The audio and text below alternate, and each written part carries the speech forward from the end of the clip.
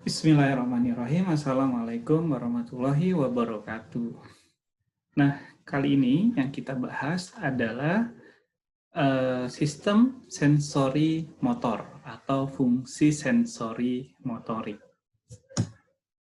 Berbeda dengan yang sebelumnya yang kita bahas, ya. Kalau kita bahas sebelumnya itu seperti sistem visual, sistem auditori, somatosensori, olfaktori, gustatori, itu termasuk dalam sistem sensori atau serabut-serap aferen. Nah, yang kita bahas selanjutnya adalah sistem eferennya atau motorik atau geraknya. Sebelumnya kita akan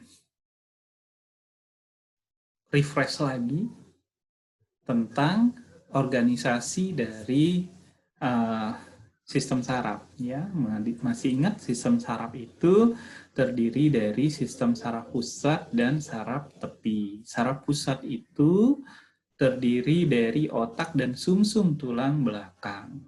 Sedangkan saraf tepi ada yang namanya serabut aferen dan eferen. Serabut saraf aferen itu mendapatkan dua stimulus, yaitu stimulus sensori dari indera, itu yang sudah kita bahas di sebelumnya, ada visual, auditori, dan lain-lain, dan ada stimulus visceral. Stimulus visceral juga sudah kita bahas di somatosensori. Kemudian ada serabut saraf eferen atau motorik. Ada dua, somatik, sistem saraf somatik, dan sistem saraf otonom. Saraf otonom itu nanti terbagi menjadi dua, yaitu saraf simpatik dan parasimpatik. Mudah-mudahan masih ingat ya. Terus di otak itu ada bagian-bagiannya, mudah-mudahan masih ingat. Ada pembagiannya, ada forebrain, midbrain, dan hindbrain, dan ada bagian-bagian yang lainnya. Ya. Kemudian, ini tadi yang sudah dijelaskan, ada sistem saraf somatik dan otonom.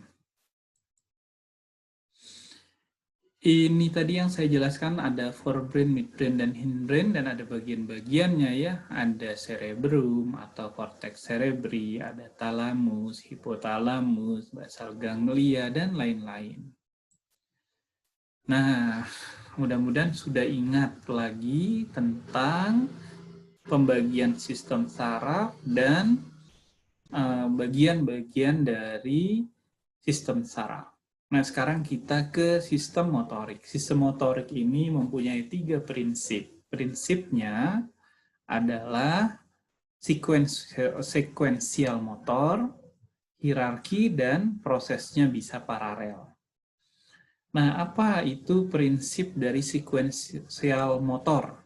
Pertama, ingat dulu, sistem motorik itu adalah sistem gerakan. Gerakan atau respon gerakan dari tubuh kita. Jadi yang disebut dengan sekuensial itu gerakan memiliki memiliki tahapan-tahapan dalam pergerakannya. Misalnya ketika saya menggerakkan tangan ke atas. Nah, ini ada sekuennya. Sekuennya itu nggak tiba-tiba tangan ke atas, tetapi misalnya bahu yang mengangkat, kemudian ada lengan yang terangkat, kemudian siku yang terangkat, dan tangan yang terangkat. Jadi ada sekuensnya, nggak satu aja. Kemudian ada prinsip hierarki. Jadi artinya dalam gerakan itu ada hierarki yang tertinggi. Hierarki yang tertingginya tentu adalah korteks, cerebral cortex.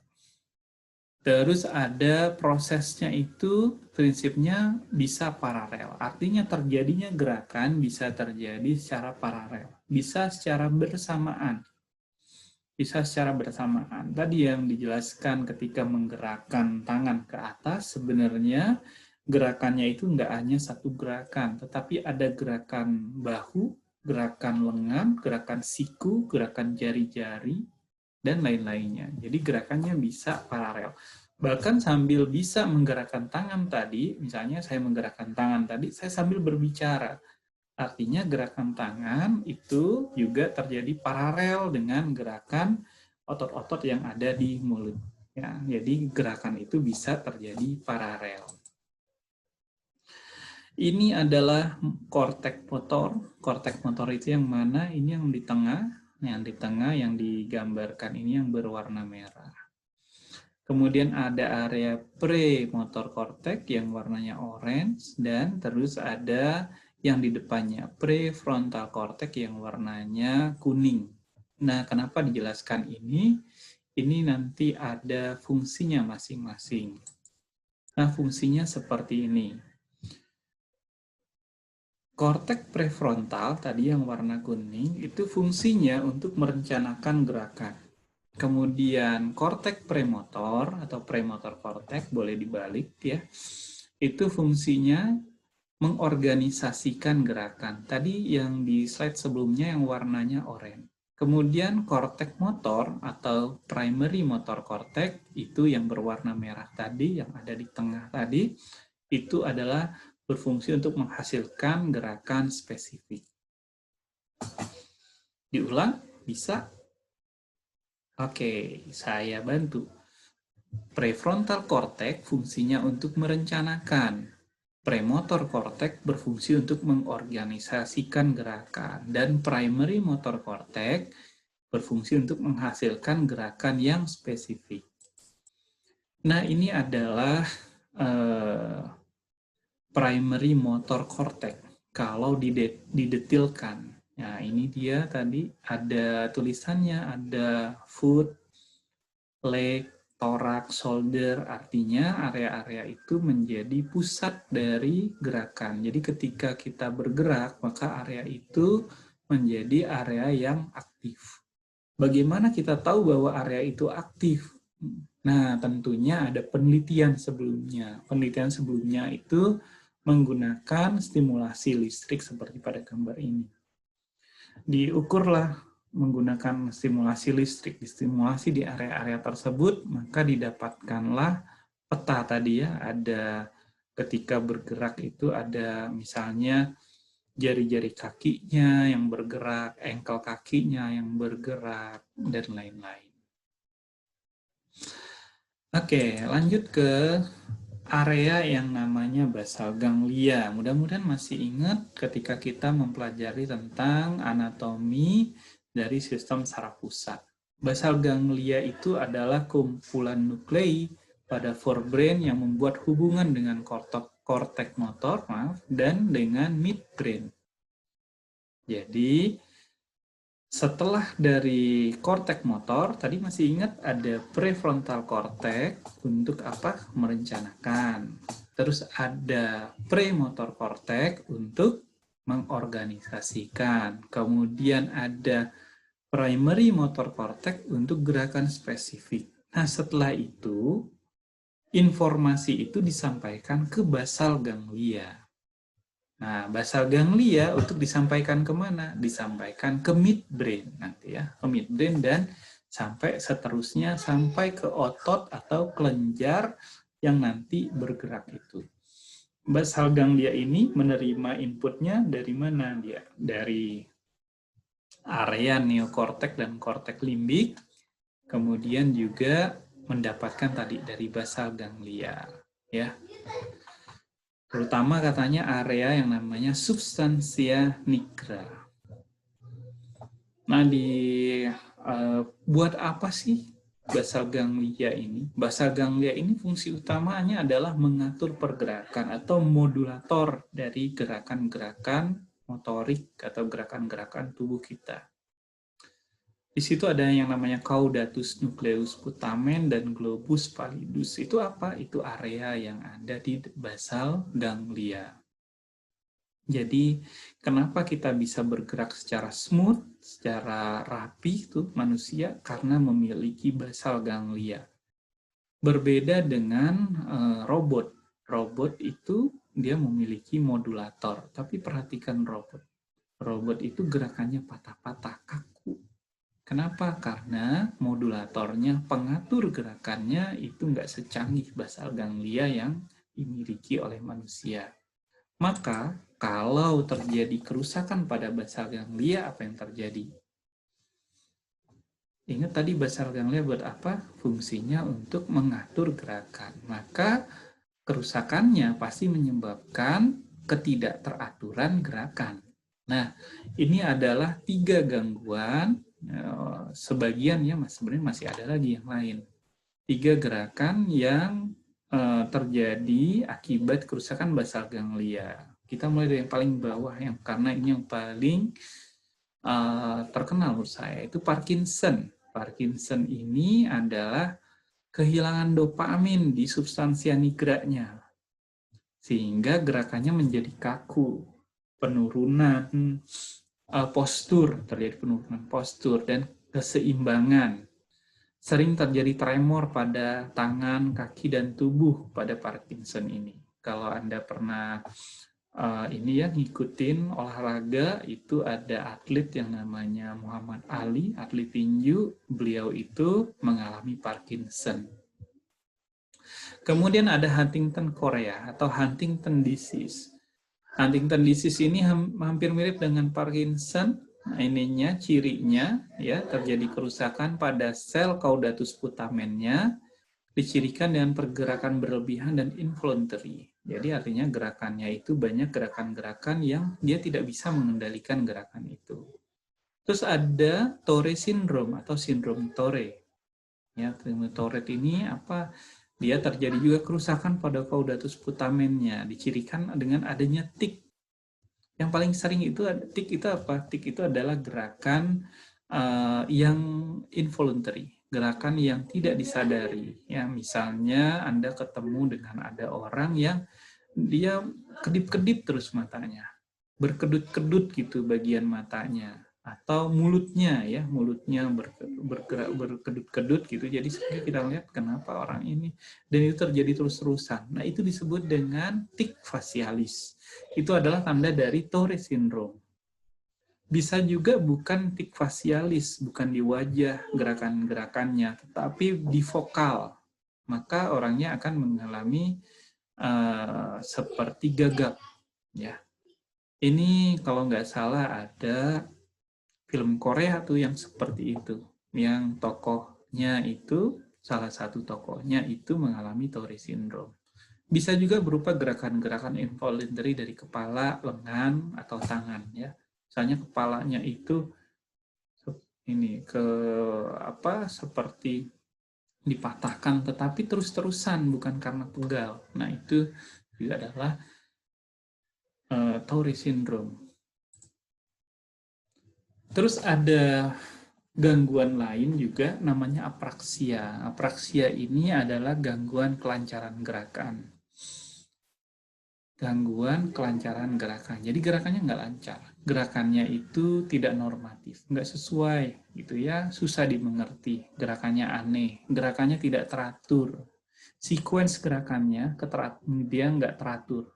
Jadi kita lihat posturnya seperti orang yang bingung atau linglung.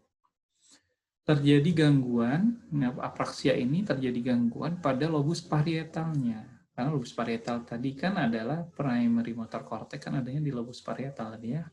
Juga pada prefrontal cortex. Juga bisa pada prefrontal cortex, bagian yang merencanakan gerakan. Bisa juga pada corpus callosumnya. Corpus callosum, masih ingat corpus callosum itu adalah bagian dari otak yang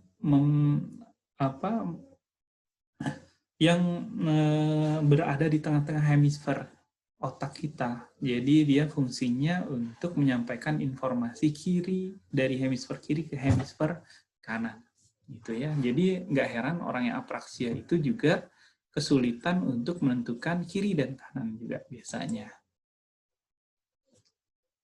Nah, ini ada jalur dari kortek motor ke medula spinalis atau ke sumsum tulang belakang atau ke spinal cord. Jalurnya ada 2, yaitu corticobulbar tractus corticobulbar, dan tractus corticospinal. Apa sih bedanya kortikobulbar dengan kortikospinal? Nah, sesuai dengan namanya sebenarnya. Kalau kortikobulbar itu melewati traktus bulbar. Kalau kortikospinal, dia melewati spinal, artinya melewati sumsum tulang belakang. Kalau gitu, apa bedanya? Jadi kortikobulbar biasanya dia untuk jalur untuk pergerakan otot-otot yang ada di wajah kita.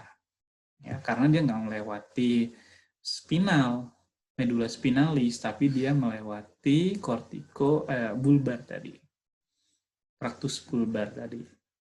Sedangkan corticospinal tractus itu dia melewati spinal, melewati medula spinalis.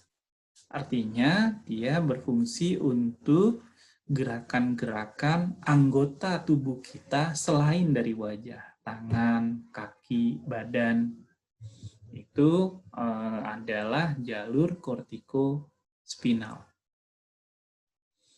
Sudah paham ya, mudah-mudahan yang untuk jalur ini ya. Kita lanjut lagi, ada area lagi yang berfungsi dalam motorik itu namanya cerebellum atau otak kecil. Nah, cerebellum ini dia berpartisipasi dalam menerima dan memelihara skill motor. Artinya gerakan-gerakan yang terlatih itu berfungsi dari cerebellum. Misalnya main alat musik, main gitar, main piano, itu kan perlu skill tuh, perlu koordinasi, bermain bola, main basket, mengetik, dan lain-lain, itu adalah fungsi dari cerebellum. Terus katanya juga melakukan penyesuaian pelaksanaan gerakan secara koordinasi gerakan otot untuk menegakkan postur. Jadi postur juga fungsi dari cerebellum. Jadi cerebellum itu kalau kita sederhanakan dia berfungsi untuk gerakan-gerakan yang skillful, yang terampil, ya. Terus untuk ke koordinasi gerakan, juga postur atau keseimbangan artinya. Fungsi dari keseimbangan juga. Kerusakan atau ketika adanya tumor di cerebellum itu akan mengakibatkan gangguan keseimbangan, gangguan postur, gangguan berjalan, juga bisa juga pergerakan mata. Karena mata juga ternyata adalah memiliki fungsi keseimbangan. Ya, kalau kita melihat seseorang tuh matanya nggak fokus, artinya keseimbangan juga nggak bagus, kan ya.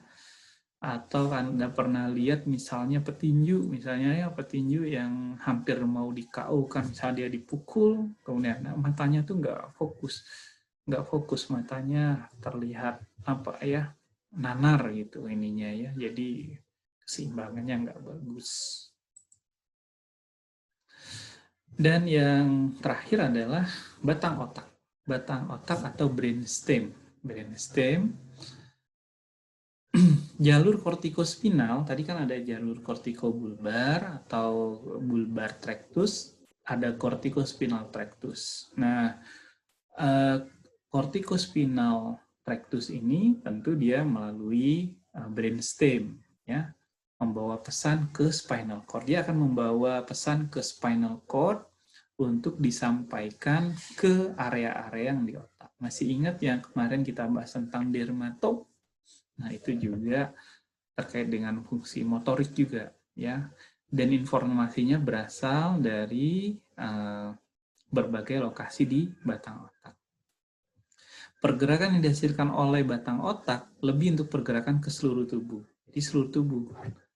Tidak seperti pergerakan terlatih dari anggota tubuh yang dihasilkan oleh neokorteks. Jadi gerakan-gerakan terlatih fungsinya ada di neokorteks atau korteks cerebrum tadi dan cerebellum gitu ya. Sedangkan kalau batang otak ini fungsinya adalah gerakan-gerakan yang sifatnya seluruh tubuh.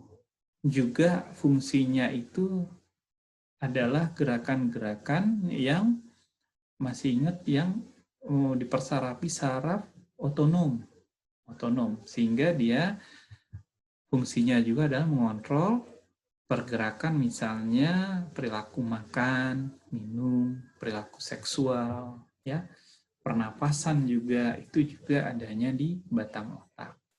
Kemudian disampaikanlah itu sampaikanlah ke area sehingga kita bisa bergerak. Jadi seperti ini, misalnya ya, saya melihat ini. Apa ini? Ini adalah spidol. Misalnya ya, ini adalah spidol. Nah, spidol ini artinya kalau jalur sensorinya, jalurnya adalah jaluran visual dan auditori, ya, melihat spidol dan mendengar kata apa ini, gitu. Maka jalurnya adalah jalur visual dan jalur auditori. Nah, kemudian bagaimana jalur motoriknya? Jalur motoriknya itu jadi dimulai dari merencanakan. Merencanakan, rencananya itu ada di prefrontal cortex. Kemudian mengorganisasikan. Oh, ini adalah bentuk dari spidol misalnya. Kemudian disampaikan ke disampaikan ke premotor cortex tadi yang mengorganisasikan, kemudian disampaikan ke primary motor cortex yang fungsinya untuk gerakan spesifik, yaitu untuk berbicara spidol tadi. Dari bicara spidol tadi, maka disampaikan ke mana lagi? Dari motor korteks tadi disampaikan ke basal ganglia. Dari basal ganglia, maka disampaikan kemana jalurnya? Ada dua jalur tadi, ada kortikobulbar, ada kortikospinal.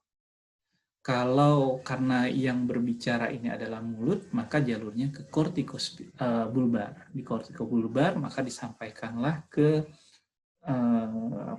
otot-otot yang ada di mulut, sehingga kita bisa bilang bahwa apa ini? Ini spidol. Tapi kalau misalnya gerakan responnya adalah misalnya gerakan tangan, misalnya bagus, misalnya, tentu jalurnya adalah jalur kortikospinal. Atau misalnya instruksinya beda. Coba Anda mainkan gitar, terus Anda memainkan gitar. Nah, tentu akan berbeda lagi jalurnya. Ada fungsi dari cerebellum tadi, ya.